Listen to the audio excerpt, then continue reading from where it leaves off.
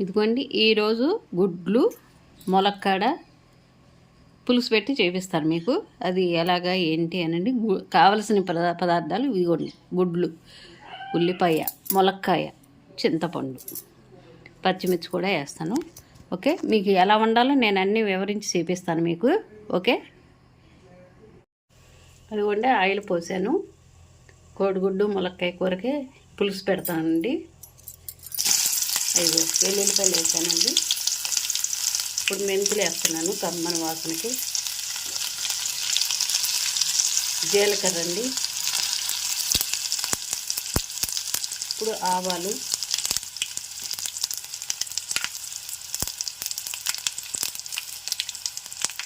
ఇదిగోండి కరివేపాకు చడబడి చేసేస్తుంది.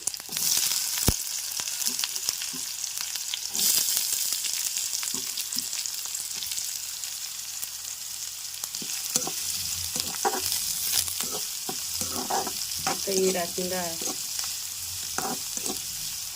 తాలింపులన్నీ వేసాను. మెంతులు కంపల్సరీ కమ్మని వాసన వస్తుంది కదండి, తగిలించుకోవాలి.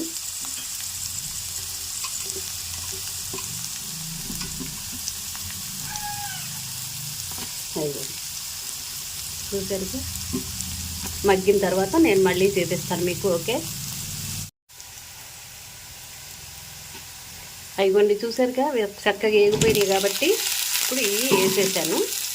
చక్కగా గుడ్లు ఇవి వేసేసాను కదా. ఇప్పుడు ఉప్పు వేస్తున్నాను. ఉప్పు కొంచెం చూసినంతే వేసుకోండి, తగినంత.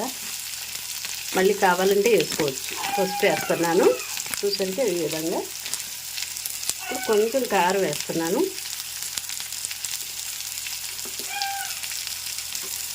చూసారు కదండి, అన్నీ తగిలిచ్చేసాము. చక్కగా ఎర్రగా ఏగిపోయినాయి కాబట్టి ఇవి. ఇప్పుడు మనం ఇది పులుసు కూడా పోసేద్దాము.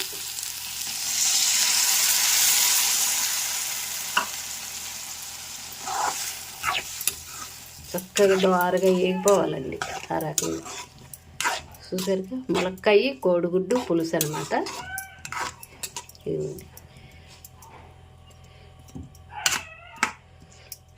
మళ్ళీ మీకు వివరించి నేను అన్నీ చూపిస్తాను. ఓకే, అదిగోండి ములక్కాయ కోడిగుడ్డు పులుసు రెడీ అయిపోయింది. చూసారుగా ఆ విధంగా చక్కగా మగ్గింది. ఇంకా నూనె ఇలా తేలాలన్నమాట.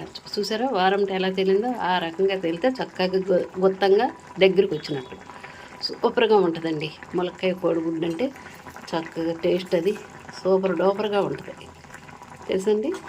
ఇదిగోండి చూసారా, మీరు కూడా ఈ రకంగా చేసుకోండి. నేను అన్నీ మీకు వివరించి నేను చూపించాను కదా, ఎలా తాలింపు పెట్టుకోవాలి ఏంటి అవన్నీ. అదే ప్రకారంగా మీరు కూడా చక్కగా పెట్టుకోండి, సూపర్గా ఉంటుంది.